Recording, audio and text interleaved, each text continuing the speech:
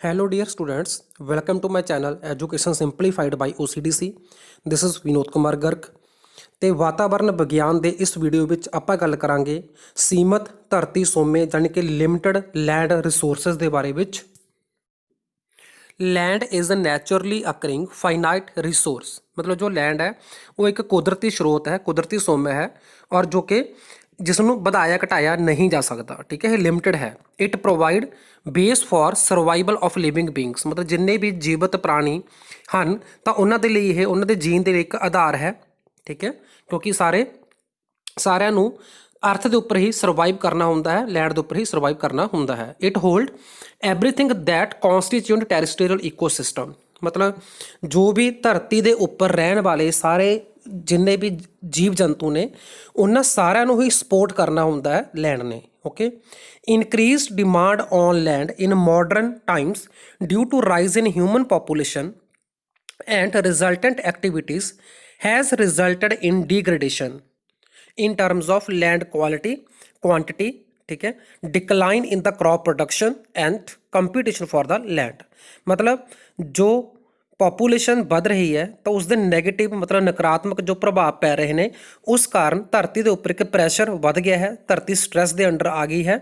ठीक है, जिस दे नाल जिहड़ी धरती की क्वालिटी है, उपजाऊ शक्ति है, ठीक है, ਜਾਂ एग्रीकल्चरल लैंड है वो सारी घट गई है, ਉਹਦੇ ਨਾਲ क्रॉप की प्रोडक्शन घटी है ਤੇ ਜਿਸ ਨਾਲ ਕੀ ਹੋਇਆ ਕਿ ਵੱਧ ਰਹੀ ਪੋਪੂਲੇਸ਼ਨ ਦੇ ਕਾਰਨ ਜੋ ਡਿਮਾਂਡ ਵੱਧ ਰਹੀ ਹੈ, ਠੀਕ ਹੈ, ਤੇ ਪ੍ਰੋਡਕਸ਼ਨ ਘਟ ਰਹੀ ਹੈ ਤਾਂ ਡਿਮਾਂਡ ਅਤੇ ਸਪਲਾਈ ਦੇ ਵਿੱਚ ਜਿਹੜਾ ਗੈਪ ਹੈ ਉਹ ਗੈਪ ਵੀ ਵੱਧ ਜਾਏਗਾ। ਇਸ ਕਰਕੇ ਕੰਪੀਟੀਸ਼ਨ ਜਿਹੜੀ ਸੰਭਾਵਨਾ ਹੈਗੀ ਉਹ ਵੀ ਬਹੁਤ ਜ਼ਿਆਦਾ ਵੱਧ ਜਾਂਦੀ ਹੈ। ਸੋ ਹੁਣ ਆਪਾਂ ਗੱਲ ਕਰਾਂਗੇ ਲਿਮਿਟੇਸ਼ਨ ਦੀ। ਲਿਮਿਟੇਸ਼ਨ ਕੀ ਹੁੰਦੀ ਹੈ? It's a broad term in ecology, ਮਤਲਬ ਇਹ ਆਪਣੇ ਆਪ 'ਚ ਇੱਕ ਬਹੁਤ ਵੱਡੀ ਟਰਮ ਹੈ। ठीक है, तो इसका मतलब की होता है it represent number of patterns और द प्रोसैसेस दैट कॉन्स्ट्रेन अदर पैटर्न और प्रोसैसेस। मतलब इस तो भाव है कि कोई भी अजिही कोई प्रक्रिया ਜਾਂ कोई पैटर्न जो दूसरे पैटर्न ਜਾਂ दूसरी प्रक्रिया ਨੂੰ ਹੋਣ ਤੋਂ ਰੋਕੇ, ਉਹਦੇ 'ਚ ਇੱਕ ਰੁਕਾਵਟ ਪੈਦਾ ਕਰੇ। ਕਨਸਟ੍ਰੇਂਟ ਕਰਨਾ मतलब ਉਸਨੂੰ ਰੋਕਣਾ। ਠੀਕ ਹੈ, ਬਾਧਾ ਬਣਨਾ, ਰੁਕਾਵਟ ਬਣਨਾ, ਤਾਂ ਉਹਨੂੰ ਆਪਾਂ ਬੋਲਦੇ ਹਾਂ ਕਿ ਲਿਮਿਟੇਸ਼ਨ। ਠੀਕ ਹੈ, ਤਾਂ ਹੁਣ ਆਪਾਂ ਇਸ ਵੀਡੀਓ 'ਚ ਗੱਲ ਕਰਨੀ ਹੈ ਕਿ ਲੈਂਡ ਰਿਸੋਰਸ ਦੀ ਲਿਮਿਟੇਸ਼ਨ ਕਿਵੇਂ ਹੁੰਦੀ ਹੈ। Resource limitation is generally associated with the reduction in the rate of resource uptake.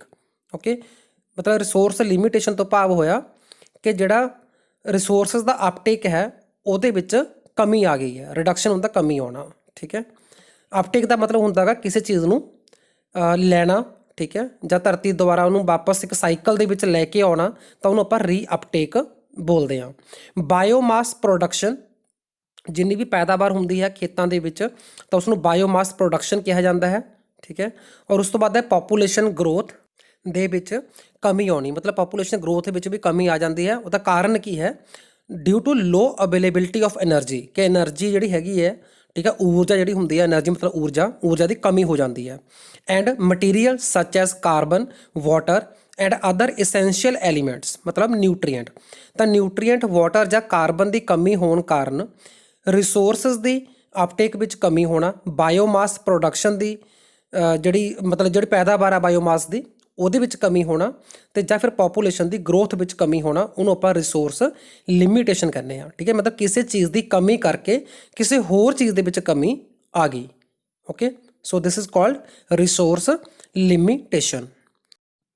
All organism can be limited by any resource, ਮਤਲਬ ਹਰੇਕ ਆਰਗੇਨਿਜ਼ਮ ਦੇ ਉੱਪਰ ਕਿਸੇ ਨਾ ਕਿਸੇ ਰਿਸੋਰਸ ਦੀ ਕਮੀ ਦਾ ਪ੍ਰਭਾਵ ਪੈਂਦਾ ਹੈ, ਜਿਸ ਦੇ ਕਾਰਨ ਉਸ ਦੀ ਗਰੋਥ ਜਿਹੜੀ ਹੈਗੀ ਉਹ ਲਿਮਿਟਡ ਹੋ ਜਾਂਦੀ ਹੈ।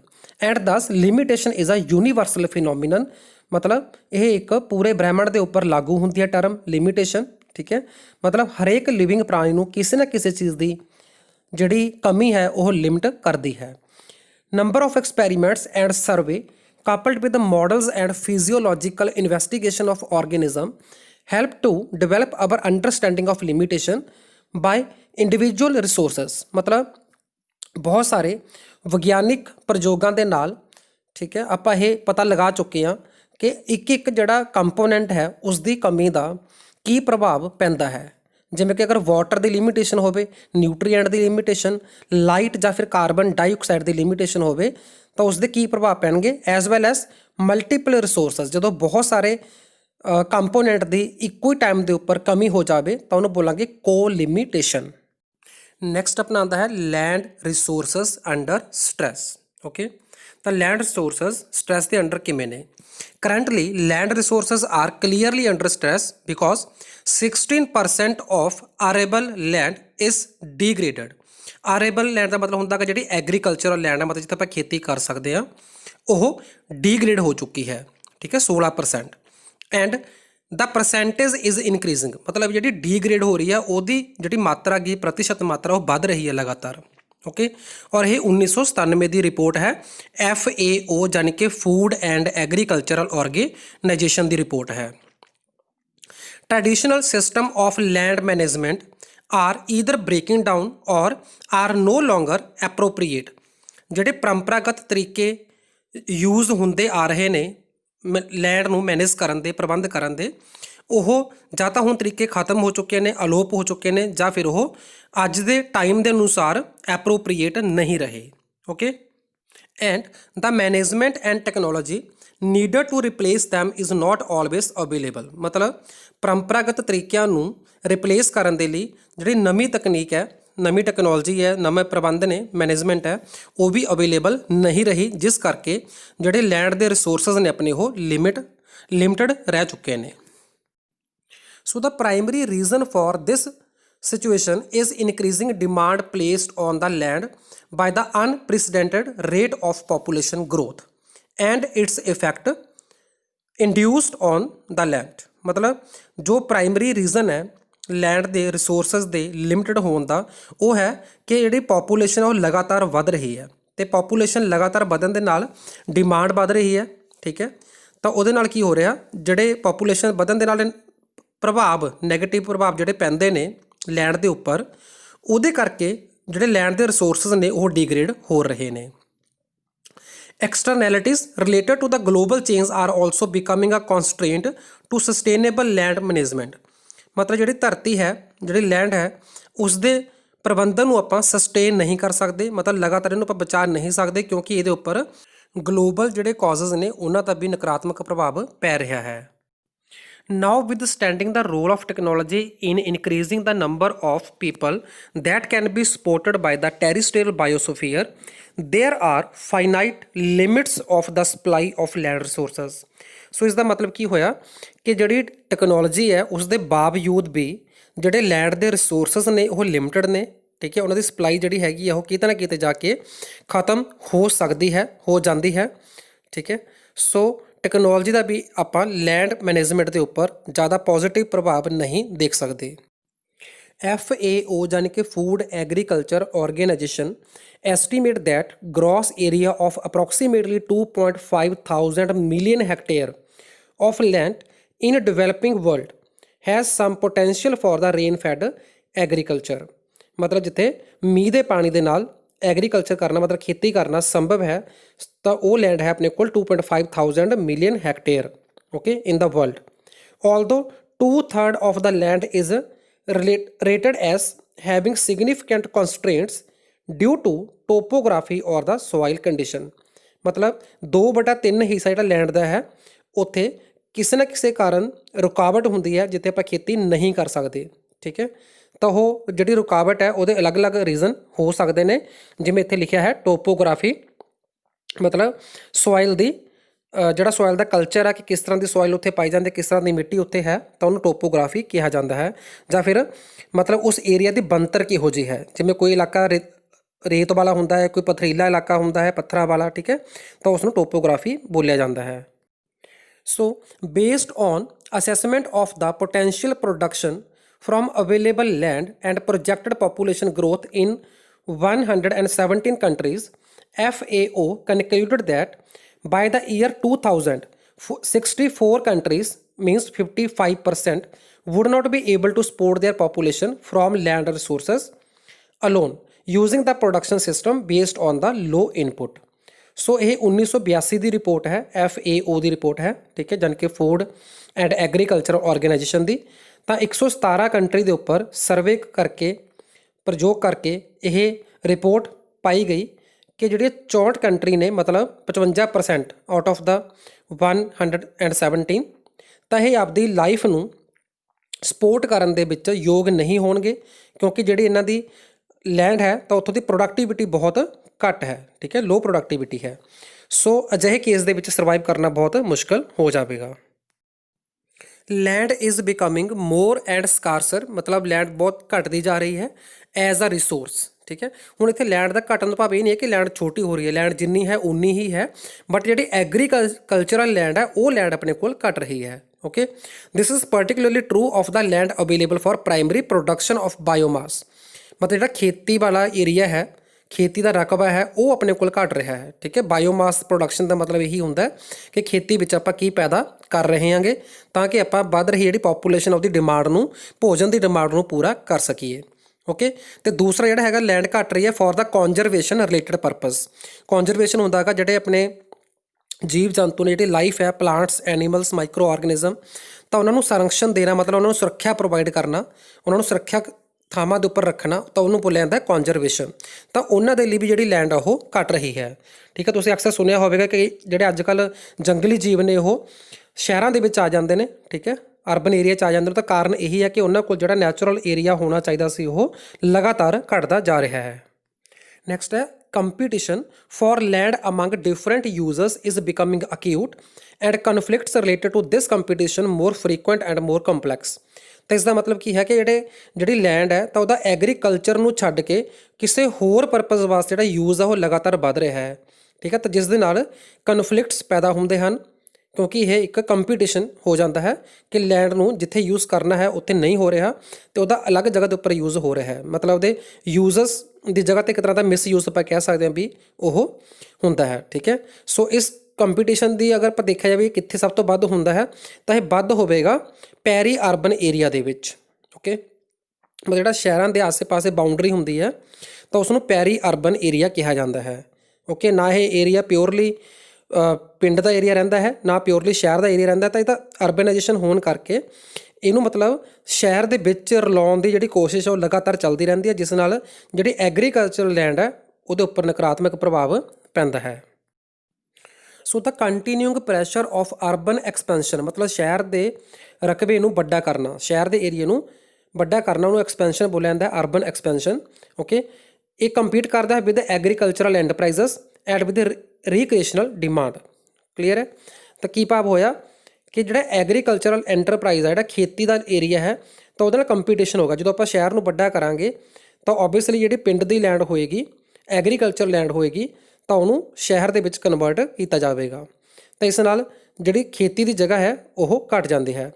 Such situation frequently lead to the rapid increase in economic value of land. ਮਤਲਬ ਐਗਰੀਕਲਚਰਲ ਲੈਂਡ ਦੇ ਮੁਕਾਬਲੇ 'ਚ ਜਦੋਂ ਉਹ ਲੈਂਡ ਕਮਰਸ਼ੀਅਲ ਹੋ ਜਾਂਦੀ ਹੈ, ਬਿਜ਼ਨਸ ਪਰਪਸ ਦੇ ਲਈ ਹੋ ਜਾਂਦੀ ਹੈ, ਤਾਂ ਉਸ ਦੀ ਜਿਹੜੀ ਵੈਲਿਊ ਹੈ, ਉਹਦਾ ਰੇਟ ਹੈ ਉਹ ਵੀ ਵੱਧ ਜਾਂਦਾ ਹੈ।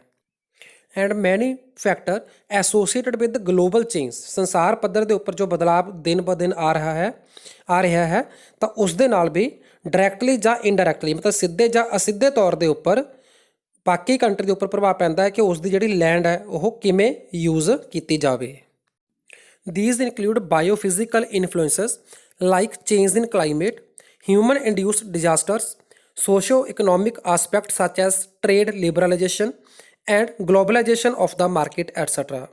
ਮਤਲਬ ਸੰਸਾਰ ਪੱਧਰ ਦੇ ਉੱਪਰ ਅੱਜ ਕੱਲ੍ਹ ਕਨੈਕਟੀਵਿਟੀ ਕਰਨ ਦੀ ਜਿਹੜੀ ਹੈਗੀ ਹੈ, ਮਤਲਬ ਕਨੈਕਟੀਵਿਟੀ ਦੇ ਉੱਪਰ ਜ਼ੋਰ ਪਾਇਆ ਜਾ ਰਿਹਾ ਹੈ ਕਿ ਪੂਰਾ ਜਿਹੜਾ ਬਿਜ਼ਨਸ ਹੈ ਉਹ ਗਲੋਬਲ ਬੇਸ 'ਤੇ ਹਰ ਕੋਈ ਕੰਪਨੀ ਕਰ ਸਕੇ, ਠੀਕ ਹੈ। ਬਿਜ਼ਨਸ ਕਰਨ ਦੀ ਆਜ਼ਾਦੀ ਹੋਵੇ, ਇੱਕ ਕੰਟਰੀ ਤੋਂ ਦੂਸਰੇ ਕੰਟਰੀ ਵਿੱਚ ਮਾਲ ਵੇਚਣ ਦੀ ਆਜ਼ਾਦੀ ਹੋਵੇ, ਜਿਹਨੂੰ ਕਹਿੰਦੇ ਨੇ ਟ੍ਰੇਡ ਲਿਬਰਲਾਈਜੇਸ਼ਨ, ਠੀਕ ਹੈ। ਤਾਂ ਅਜਿਹਾ ਹੋਣ ਕਰਕੇ ਜਿਹੜੀ ਲੈਂਡ ਦੀ ਯੂਜ਼ ਹੈ ਉਹ ਯੂਜ਼ ਅਲੱਗ ਪਰਪਸ ਨਾਲ ਹੋਣੀ ਸ਼ੁਰੂ ਹੋ ਜਾਂਦੀ ਹੈ, ਤਾਂ ਉਸ ਨਾਲ ਆਪਣੇ ਕਲਾਈਮੇਟ ਦੇ ਉੱਪਰ ਬਹੁਤ ਬੁਰਾ ਪ੍ਰਭਾਵ ਪੈਂਦਾ ਹੈ। ਜਿਸ ਤਰ੍ਹਾਂ ਗਲੋਬਲ ਵਾਰਮਿੰਗ ਆਪਾਂ ਐਗਜ਼ਾਮਪਲ ਲੈ ਲਈਏ ਤਾਂ ਗਲੋਬਲ ਟੈਂਪਰੇਚਰ ਜੋ ਹੈ ਉਹ 1 ਤੋਂ 2 ਡਿਗਰੀ ਵੱਧ ਚੁੱਕਿਆ ਹੈ, ਜਿਸ ਦੇ ਬਹੁਤ ਹੀ ਨਕਾਰਾਤਮਕ ਪ੍ਰਭਾਵ ਦੇਖਣ ਨੂੰ ਮਿਲ ਰਹੇ ਹਨ। ਅਤੇ ਇਸ ਦੇ ਨਾਲ ਹੀ ਹਿਊਮਨ ਇੰਡਿਊਸ ਡਿਜ਼ਾਸਟਰ ਵੀ ਦਿਨ ਬ ਦਿਨ ਵੱਧ ਰਹੇ ਹਨ, ਜਿਵੇਂ ਕਿ ਮਤਲਬ ਅੱਗ ਲੱਗਣ ਦੀਆਂ ਘਟਨਾਵਾਂ ਹੋਣੀਆਂ ਜਾਂ ਗਰਾਊਂਡ ਵਾਟਰ ਦਾ ਲੈਵਲ ਡਿੱਗਣਾ, ਮਤਲਬ ਜਿਹੜਾ ਗਰਾਊਂਡ ਵਾਟਰ ਹੈ ਉਹਦਾ ਪਾਣੀ ਦਾ ਪੱਧਰ ਨੀਚੇ ਹੋ ਰਿਹਾ ਹੈ, ਅਤੇ ਇਸ ਦੇ ਨਾਲ ਹੀ ਗਰਾਊਂਡ ਵਾਟਰ ਦੀ ਕੰਟੈਮੀਨੇਸ਼ਨ ਹੋ ਰਹੀ ਹੈ, ਮਤਲਬ ਪਾਣੀ ਦੂਸ਼ਿਤ ਹੋ ਰਿਹਾ ਹੈ, ਜਾਂ ਫਿਰ ਹੋਰ ਐਕਸੀਡੈਂਟ ਵਗੈਰਾ ਦੀ ਜਿਹੜੇ ਘਟਨਾਵਾਂ ਹੁੰਦੀਆਂ ਨੇ, ਇਹ ਸਾਰੀਆਂ ਹਿਊਮਨ ਇੰਡਿਊਸਡ ਡਿਜ਼ਾਸਟਰਸ ਨੇ, ਔਰ ਇਹ ਤਾਂ ਹੀ ਹੋ ਰਹੇ ਨੇ ਕਿਉਂਕਿ ਲੈਂਡ ਦੀ ਜਿਹੜੀ ਹੈਗੀ ਉਹ ਕਮੀ ਦਿਨ ਬ ਦਿਨ ਹੋ ਰਹੀ ਹੈ। ਸੋ ਨੈਕਸਟ ਆਪਣਾ ਆਉਂਦਾ ਹੈ pressure of population. The urbanization due to population growth and migration effects has also promoted a growth in per capita consumerism, which has further increased the demand on land resources। मतलब दिन ब दिन बढ़ रही population करके ਜਾਂ ਫਿਰ migration ਕਰਕੇ ਅਰਬਨਾਈਜੇਸ਼ਨ ਬਹੁਤ ਜ਼ਿਆਦਾ ਹੋ ਰਿਹਾ ਹੈ, ਸ਼ਹਿਰੀਕਰਨ ਹੋ ਰਿਹਾ ਹੈ, ਔਰ ਜਿਸ ਨਾਲ ਜਿਹੜੀ ਪਰ ਕੈਪੀਟਾ ਕੰਜ਼ੂਮਰਿਜ਼ਮ ਹੈ ਉਹ ਵੱਧ ਰਹੀ ਹੈ। ਠੀਕ ਹੈ, ਮਤਲਬ ਜਿਹੜੇ ਲੋਕ ਨੇ ਉਹ ਬਹੁਤ ਜ਼ਿਆਦਾ ਚੀਜ਼ਾਂ ਨੂੰ ਕੰਜ਼ਿਊਮ ਕਰ ਰਹੇ ਨੇ, ਤਾਂ ਬਹੁਤ ਜ਼ਿਆਦਾ ਕੰਜ਼ੰਪਸ਼ਨ ਹੋਣ ਦੇ ਨਾਲ ਲੈਂਡ ਤੋਂ ਵੱਧ ਪ੍ਰੋਡਕਸ਼ਨ ਦੀ ਐਕਸਪੈਕਟੇਸ਼ਨ ਹੋ ਜਾਂਦੀ ਹੈ। ਠੀਕ ਹੈ, ਜਿਸ ਨਾਲ ਲੈਂਡ ਦੇ ਉੱਪਰ ਬੁਰਾ ਪ੍ਰਭਾਵ ਪੈਣਾ ਸ਼ੁਰੂ ਹੋ ਜਾਂਦਾ ਹੈ। ਸੋ ਜੋ ਇਹ ਗ੍ਰਾਫ ਤੁਸੀਂ ਦੇਖ ਰਹੇ ਹੋ, ਇਸ ਤੋਂ ਤੁਸੀਂ ਬਿਲਕੁਲ ਸਹੀ ਸਟੀਕ ਅੰਦਾਜ਼ਾ ਲਗਾ ਸਕਦੇ ਹੋ ਕਿ ਐਗਰੀਕਲਚਰਲ ਲੈਂਡ ਕਿਉਂ ਘਟ ਰਹੀ ਹੈ। 1950 ਤੋਂ ਲੈ ਕੇ 2020 ਤੱਕ ਦਾ ਇਹ ਗ੍ਰਾਫ ਹੈ। ਠੀਕ ਹੈ, ਜਿਸ ਤੁਸੀਂ ਦੇਖ ਰਹੇ ਹੋ ਕਿ ਜਿਹੜਾ ਅਰਬਨ ਏਰੀਆ ਹੈ ਉਹ ਲਗਾਤਾਰ ਵੱਧ ਰਿਹਾ ਹੈ ਤੇ ਜਿਹੜਾ ਰੂਰਲ ਏਰੀਆ ਉਹ ਲਗਾਤਾਰ ਘਟ ਰਿਹਾ ਹੈ। ਸੋ ਅਰਬਨਾਈਜੇਸ਼ਨ ਜੋ ਹੈ ਇਹ ਸਭ ਤੋਂ ਵੱਡਾ ਰੀਜ਼ਨ ਹੈ ਜਿਸ ਦੇ ਨਾਲ ਲੈਂਡ ਰਿਸੋਰਸਿਸ ਦੇ ਉੱਪਰ ਪ੍ਰੈਸ਼ਰ ਪੈ ਰਿਹਾ ਹੈ ਤੇ ਲੈਂਡ ਰਿਸੋਰਸ ਜਿਹੜਾ ਹੈ ਉਹ ਆਪਣਾ ਲਿਮਟਿਡ ਹੋ ਰਿਹਾ ਹੈ ਤੇ ਐਗਰੀਕਲਚਰ ਲੈਂਡ ਘਟ ਰਹੀ ਹੈ। ਠੀਕ ਹੈ, ਤਾਂ ਹੁਣ ਤੁਸੀਂ ਇਸ ਡਾਇਗਰਾਮ 'ਚ ਦੇਖ ਸਕਦੇ ਹੋ ਲੈਂਡ ਰਿਸੋਰਸਿਸ ਅੰਡਰ ਸਟ੍ਰੈਸ ਦੇ ਕੀ ਸਿੰਪਟਮਸ ਨੇ। ਸਿੰਪਟਮ ਮਤਲਬ ਕੀ ਲੱਛਣ ਨੇ। ਤਾਂ ਸਭ ਤੋਂ ਪਹਿਲਾਂ ਆਪਾਂ ਗੱਲ ਕਰਾਂਗੇ ਫਿਜ਼ੀਕਲ ਤੌਰ ਤੇ ਤੁਸੀਂ ਦੇਖ ਸਕਦੇ ਹੋ ਕਿ ਸੋਇਲ ਇਰੋਜ਼ਨ ਹੋ ਰਹੀ ਹੈ ਅੱਜ ਕੱਲ੍ਹ। ਠੀਕ ਹੈ, ਮਿੱਟੀ ਇੱਕ ਜਗ੍ਹਾ ਤੋਂ ਬਹਿ ਕੇ ਪਾਣੀ ਦੇ ਨਾਲ ਦੂਸਰੀ ਜਗ੍ਹਾ 'ਤੇ ਜਾ ਰਹੀ ਹੈ ਜਾਂ ਫਿਰ ਹਵਾ ਦੇ ਨਾਲ। ਫਿਰ ਹੈ ਲਾਸ ਆਫ ਫਰਟੀਲਿਟੀ, ਮਤਲਬ ਮਿੱਟੀ ਦੀ ਉਪਜਾਊ ਸ਼ਕਤੀ ਘਟ ਰਹੀ ਹੈ। ਲਾਸ ਆਫ ਵੈਜੀਟੇਸ਼ਨ, ਬਨਸਪਤੀ ਘਟ ਰਹੀ ਹੈ, ਪ੍ਰੋਡਕਸ਼ਨ ਘਟ ਰਹੀ ਹੈ। ਡੈਜ਼ਰਟੀਫਿਕੇਸ਼ਨ ਹੁੰਦਾ ਹੈ, ਮਤਲਬ ਜਿਹੜਾ ਆਪਣਾ ਪਾਣੀ ਦਾ ਪੱਧਰ ਘਟਣ ਕਰਕੇ ਇਲਾਕਾ ਆਪਣਾ ਮਾਰੂਥਲ ਦੇ ਵਿੱਚ ਬਦਲ ਰਿਹਾ ਹੈ, ਜਿਵੇਂ ਕਿ ਰਾਜਸਥਾਨ ਦਾ ਏਰੀਆ ਹੈ। ਠੀਕ ਹੈ, ਤੁਹਾਨੂੰ ਡੈਜ਼ਰਟੀਫਿਕੇਸ਼ਨ ਕਹਿੰਦੇ ਨੇ, ਮਤਲਬ ਮਾਰੂਥਲ ਬਣ ਜਾਣਾ। ਅਤੇ ਇਸ ਦੇ ਨਾਲ ਹੀ ਸੈਲੀਨਾਈਜੇਸ਼ਨ, ਮਤਲਬ ਪਾਣੀ ਦੇ ਵਿੱਚ ਧਰਤੀ ਵਿੱਚ ਨਮਕ ਦੀ ਮਾਤਰਾ ਵੱਧ ਰਹੀ ਹੈ। ਅਤੇ ਇਸ ਤੋਂ ਬਾਅਦ ਹੈ ਪੋਲਿਊਸ਼ਨ। ਠੀਕ ਹੈ, ਤਾਂ ਇਹ ਸਾਰੇ ਹੋ ਗਏ ਫਿਜ਼ੀਕਲ ਸਿੰਪਟਮ। ਹੁਣ ਆਪਾਂ ਗੱਲ ਕਰਾਂਗੇ ਹਿਊਮਨ ਦੇ ਉੱਪਰ ਕੀ ਪ੍ਰਭਾਵ ਪੈ ਰਿਹਾ ਹੈ। ਤਾਂ ਹਿਊਮਨ ਦੇ ਲਈ ਹੋ ਰਿਹਾ ਫੂਡ ਦੀ ਸ਼ਾਰਟੇਜ। ਓਕੇ, ਇਸ ਦੇ ਨਾਲ ਫਿਊਲ ਵੁੱਡ ਸ਼ਾਰਟੇਜ, ਮਤਲਬ ਬਾਲਣ ਦੇ ਲਈ ਲੱਕੜੀ ਦੀ ਜਿਹੜੀ ਕਮੀ ਹੋ ਰਹੀ ਹੈ। ਲੈਂਡ ਕਨਫਲਿਕਟ, ਲੈਂਡ ਨੂੰ ਲੈ ਕੇ ਆਪਸ ਵਿੱਚ ਕੰਟਰੀ ਦੇ ਵਿਚਕਾਰ ਜਾਂ ਸਟੇਟਸ ਦੇ ਵਿਚਕਾਰ ਜਾਂ ਸਿਟੀ ਦੇ ਵਿਚਕਾਰ ਵੀ ਬਹੁਤ ਸਾਰੇ ਕਨਫਲਿਕਟ ਪੈਦਾ ਹੁੰਦੇ ਨੇ। ਨਾਲ ਹੀ ਹੈ ਵਾਟਰ ਸ਼ਾਰਟੇਜ, ਮਤਲਬ ਪਾਣੀ ਦੀ ਕਮੀ ਹੋ ਰਹੀ ਹੈ। ਦੈਨ ਪੋਵਰਟੀ, ਮਤਲਬ ਗਰੀਬੀ। ਅਤੇ ਇਸ ਦੇ ਨਾਲ ਸੋਸ਼ਲ ਡਿਸਰਪਸ਼ਨ, ਮਤਲਬ ਸਮਾਜਿਕ ਤੌਰ 'ਤੇ ਤਣਾਅ ਪੈਦਾ ਹੁੰਦਾ ਹੈ। ਠੀਕ ਹੈ, ਲੋਕਾਂ ਦੇ ਵਿਚਕਾਰ ਜਾਂ ਸਟੇਟਸ ਦੇ ਵਿਚਕਾਰ ਜਾਂ ਫਿਰ ਕੰਟਰੀ ਦੇ ਵਿਚਕਾਰ। ਸੋ ਉਸ ਤੋਂ ਬਾਅਦ ਹੈ ਵਲਨਰੇਬਿਲਿਟੀ ਟੂ ਨੈਚੁਰਲ ਡਿਜ਼ਾਸਟਰ, ਮਤਲਬ ਨੈਚੁਰਲ ਡਿਜ਼ਾਸਟਰ ਜਿਹੜੇ ਹੁੰਦੇ ਨੇ, ਜਿਵੇਂ ਕੁਦਰਤੀ ਅਕਾਲ ਪੈ ਜਾਣਾ ਕਿਸੇ ਚੀਜ਼ ਦਾ, ਤਾਂ ਉਹਦੇ ਲਈ ਆਪਾਂ ਪ੍ਰੋਨ ਹੋ ਜਾਂਦੇ ਹਾਂ, ਸੈਂਸਿਟਿਵ ਹੋ ਜਾਂਦੇ ਹਾਂ। ਮਤਲਬ ਆਪਾਂ ਨੂੰ ਜ਼ਿਆਦਾ ਸੰਭਾਵਨਾ ਰਹਿੰਦੀ ਹੈ ਕਿ ਕਿਸੇ ਨਾ ਕਿਸੇ ਤਰ੍ਹਾਂ ਦੀ ਕੁਦਰਤੀ ਕੈਲਾਮਿਟੀ ਹੋ ਸਕਦੀ ਹੈ। So this was all about limited land resources. Thanks for watching.